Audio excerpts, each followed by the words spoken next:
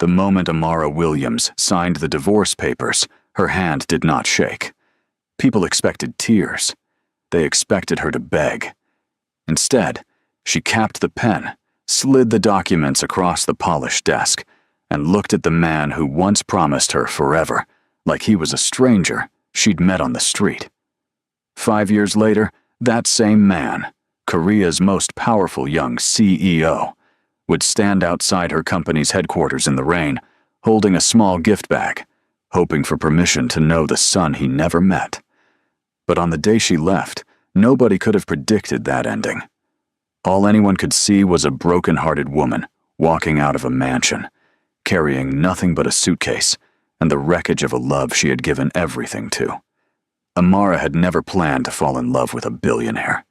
She was a fashion designer from Atlanta, fierce and self-made, the kind of woman who built her name through sleepless nights and rejected pitches before anyone took her seriously. She met Jun-Ho Kang at an international business summit in Seoul, where she was presenting a sustainable fashion line to potential investors. He was cold in public, calculated, untouchable, the heir to one of Korea's largest conglomerates. But when he spoke to her backstage, something shifted. "You don't smile to please people," he said, watching her rehearse her pitch alone. "Most people in this industry smile because they're afraid. You smile because you actually believe in what you're saying." Amara raised an eyebrow. "Is that your way of telling me you've been watching me?" "Maybe," he said, the corner of his mouth lifting. "Is that a problem?" "Depends on whether you're going to invest in my company or just flirt with me." He laughed, a real laugh, the kind people said he never gave anyone. "Why not both?" From that night forward, something built between them that neither fully understood. He admired her boldness. She saw past his cold, calculated reputation into the lonely boy who grew up being trained to inherit an empire instead of being allowed to feel anything. They married within 2 years, despite his family's disapproval, despite the murmurs in Korean tabloids about the foreign designer who married into the Kang fortune. "They'll never accept me," Amara told him the night before their wedding, staring at her reflection, doubt creeping into her voice. Jun-Ho stood behind her, hands steady on her shoulders. "I don't need them to accept you. I need you to know that no matter what happens, no matter what my family says, no matter what the world says, you will always be my family. That will never change." She believed him. She believed him with her whole heart. For the first 2 years, their marriage felt like proof that love could outlast culture, language, and class. Amara relocated to Seoul, learned the language, supported Jun-Ho as he expanded the family's tech and shipping conglomerate into new global markets. She sacrificed her own growing design label to be by his side during crucial business mergers, attending dinners she didn't enjoy, smiling through boardroom politics that excluded her because she trusted that their foundation was solid. But success has a strange way of rewriting a person. As Jun-Ho's company expanded, so did the demands on his time. Dinners were missed. Phone calls went unanswered. The man who once memorized her coffee order started forgetting her birthday. His family's pressure intensified. His mother, in particular, never hid her disappointment. "A Korean company needs a Korean face beside its CEO," his mother said once at a family dinner, not even bothering to look at Amara as she said it. "Image matters more than feelings, Jun-Ho. You understand this." Amara excused herself from the table that night, locking herself in the guest bathroom just to breathe. When Jun-Ho found her later, she asked quietly, "Are you going to say something next time? Or are you going to let her talk about me like I'm not even in the room?" "She's just old-fashioned," Jun-Ho said, exhausted. "Don't take it personally." "Don't take it personally?" Amara's voice cracked. "Jun-Ho, she insulted me to my face." "I'll talk to her," he muttered, already checking his phone. "Just not tonight. I have an early meeting." Always a meeting. Always tomorrow. Always somewhere else his attention needed to be. Amara noticed the cracks, but she chose to believe their love was strong enough to survive them. She was wrong. Then she discovered she was pregnant. She remembered staring at the test in their marble bathroom, hands trembling, tears falling before she even processed the emotion behind them. She imagined Junho's face lighting up. She imagined him pulling her into his arms, finally present, finally hers again. She planned an elaborate dinner, ordered his favorite dishes, dimmed the lights, placed the positive test inside a small wrapped box on the table. "I have something for you," she said, voice trembling with excitement when he walked through the door later than promised. He barely looked up from his phone. "Can it wait? I have a call with our Singapore office in 10 minutes. "Junho, please. Just 2 minutes." Something in her tone must have registered, because he finally looked at her, then at the box on the table. He opened it slowly. His face changed, but not in the way she imagined. "Is this?" He swallowed hard. "Are you pregnant?" "Yes," she whispered, smiling through tears. "We're going to have a baby." There was a long, suffocating pause. "This is a lot," he finally said. "There's so much happening with the company right now. The board is already questioning my leadership stability. This couldn't have come at a worse time." Amara felt her stomach drop. "A worse time? Junho, this is our child." I know that. He rubbed his temples. "I need to think. I have to take this call." He left. He actually left, his footsteps echoing down the hallway, leaving Amara standing alone beside an untouched dinner and a box that suddenly felt heavier than anything she'd ever held. That was the night the truth started unraveling. Amara began noticing patterns, calls late at night that he stepped outside to take, perfume that wasn't hers lingering on his jackets, a name that kept appearing in his calendar. Yuna Park. Yuna was everything his family wanted. Elegant, fluent in 3 languages, daughter of a shipping magnate whose company had partnered with the Kongs for over a decade. She understood the unspoken rules of their world, the silence, the performance, the politics. Junho's mother adored her instantly. "She just gets it," his mother said. Once during a dinner Amara wasn't invited to, but heard about later. "She doesn't make a scene. She doesn't ask for things to change. She simply fits." Junho began finding excuses to be near Yuna, strategic partnership meetings that ran late, charity galas where she was conveniently seated beside him, board dinners where Amara wasn't included because it's just business. He told himself it meant nothing. He told himself he was simply easing the pressure from his family. But every excuse chipped away at the wall he should have been building around his marriage. Amara missed 3 doctor's appointments alone. 3 times she sat in a waiting room, hand resting on her growing belly, scrolling through unanswered texts. "Running late, sorry. Something came up. Can't make it. We'll see the ultrasound photos later. Tomorrow, I promise." Tomorrow never came. The breaking point arrived at a company gala, a glittering event meant to celebrate a new international shipping deal. Amara attended, 6 months pregnant, wearing a deep emerald gown she'd designed herself, determined to stand beside her husband as his wife, regardless of how uncomfortable his family made her feel. But when she arrived, she found him already standing for photos, beside Yuna Park. A reporter, unaware or perhaps deliberately provoking a headline, lifted a microphone toward them. "Mr. Kang, rumors have been circulating about your marriage. Is Miss Park the woman who will become the next Mrs. Kang?" The room went silent.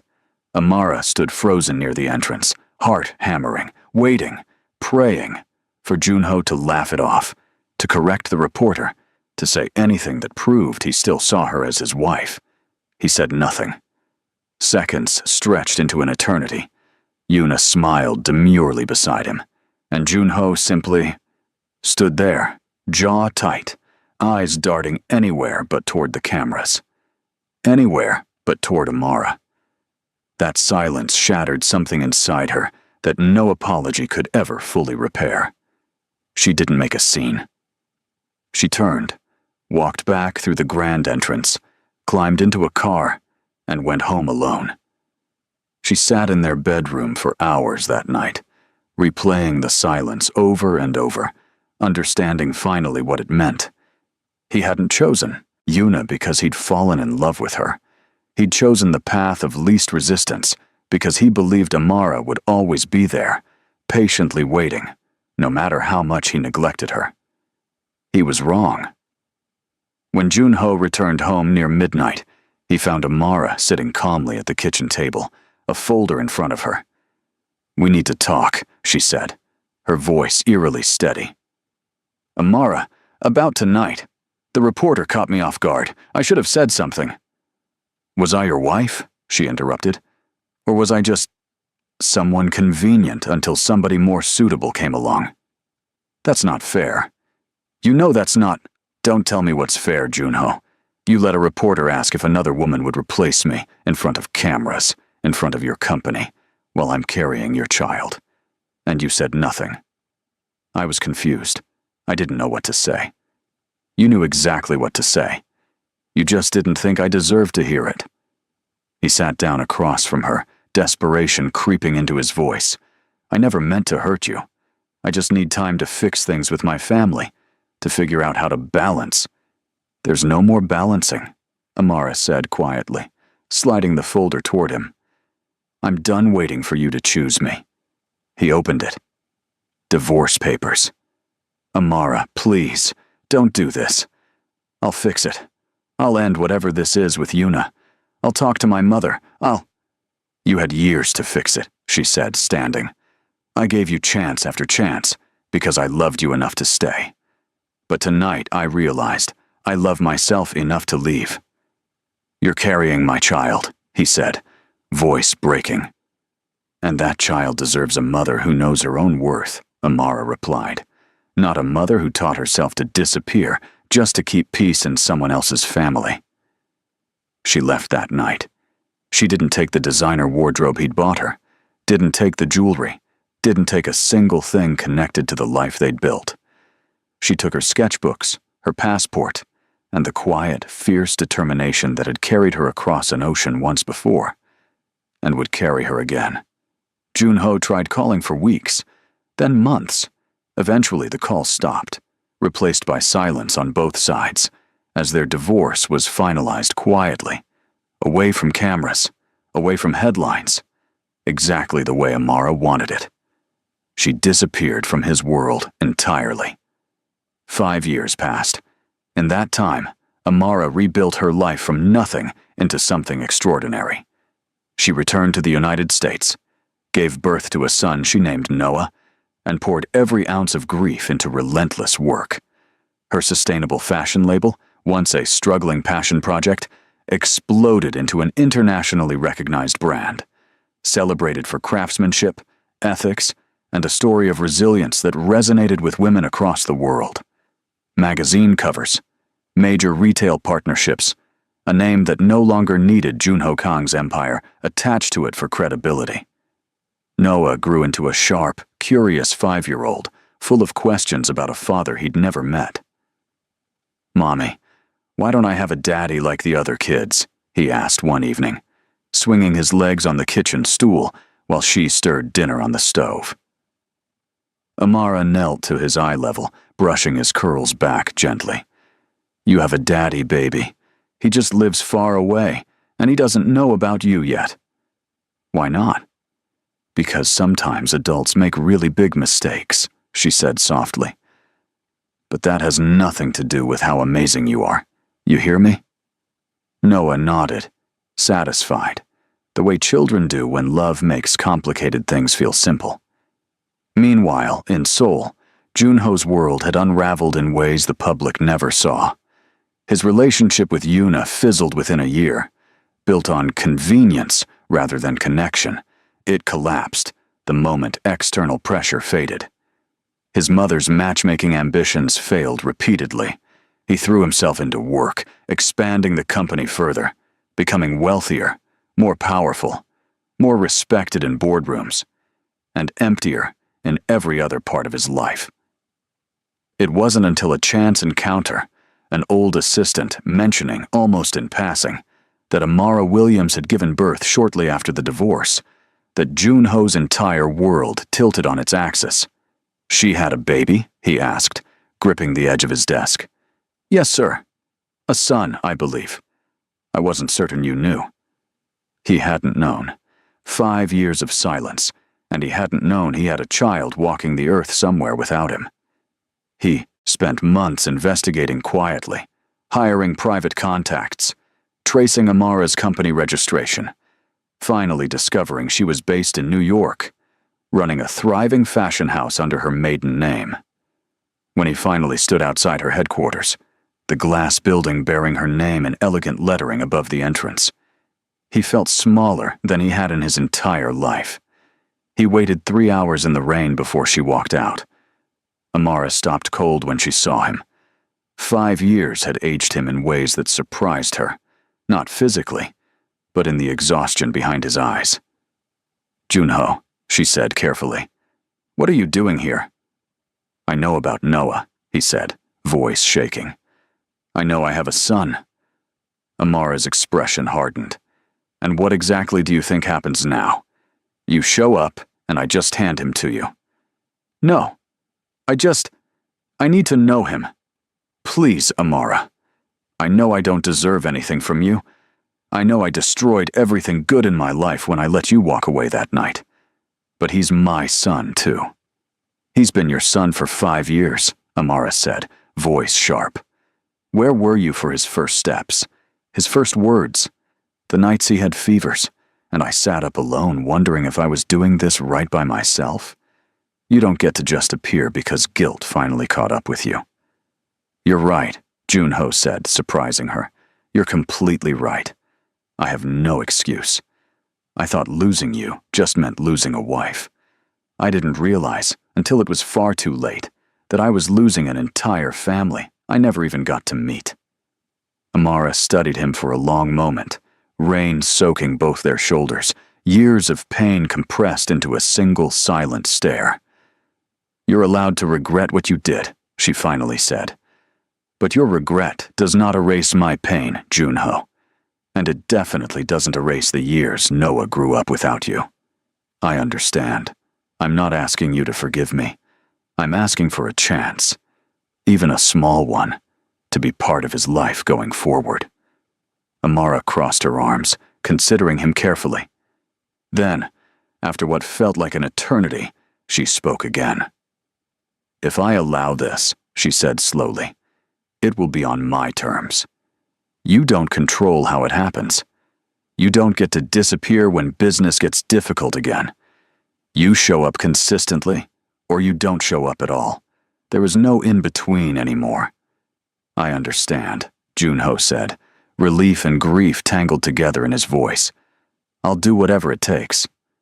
The first meeting between Junho and Noah took place weeks later, in a quiet park near Amara's apartment, supervised carefully, emotions raw on every side. Noah, naturally curious and unafraid, studied the tall, nervous stranger kneeling in front of him. "Are you my daddy?" Noah asked bluntly, the way only children can. Junho's voice cracked. Yes, I am." "Why didn't you come before?" There was no easy answer. No excuse that would satisfy a child's straightforward logic. So Junho gave him the truth instead. "Because I made some really big mistakes," he said. "I was scared, and I let fear stop me from doing the right thing. But I'm here now, if you'll let me be." Noah studied him a moment longer, before shrugging with the simple forgiveness only children possess. "Okay, do you want to see my drawings?" And just like that, a fragile bridge began forming between a father desperate for redemption and a son who knew nothing of grudges. Over the following months, Junho proved himself, slowly, painfully, consistently. He flew back and forth between Seoul and New York, never missing a scheduled visit, never canceling for just one more meeting, the way he once had with Amara. He learned Noah's favorite cartoons, his fear of thunderstorms, the specific way he liked his pancakes cut into triangles instead of squares. He learned, piece by piece, what it actually meant to be present. Amara watched cautiously from a distance, never letting her guard fully down, but slowly allowing herself to acknowledge that perhaps people could change, not enough to undo the past, but enough to build something different moving forward. Years passed. Noah grew older, secure in the love of two parents who, despite their painful history, prioritized his happiness above old wounds. Junho became a devoted father, present for school recitals, soccer games, late-night homework struggles, the very things he once sacrificed his marriage to avoid.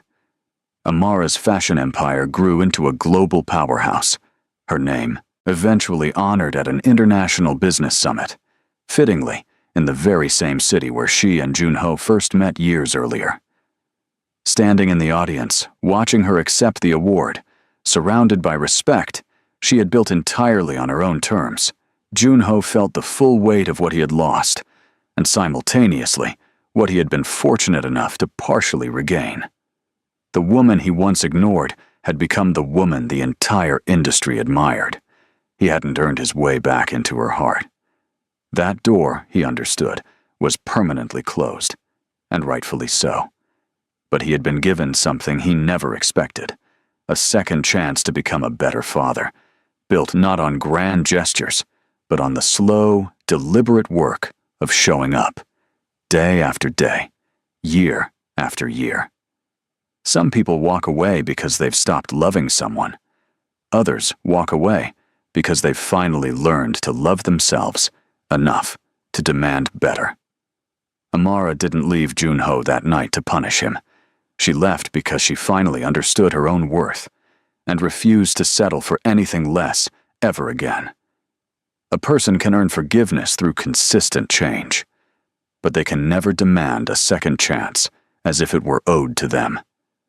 Amara gave Junho the chance to know his son, not because he deserved it, but because Noah deserved a father who tried. And in the end, that distinction made all the difference.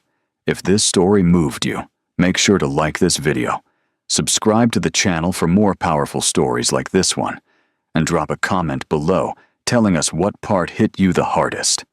Your support means everything, and it helps us keep bringing these stories to life.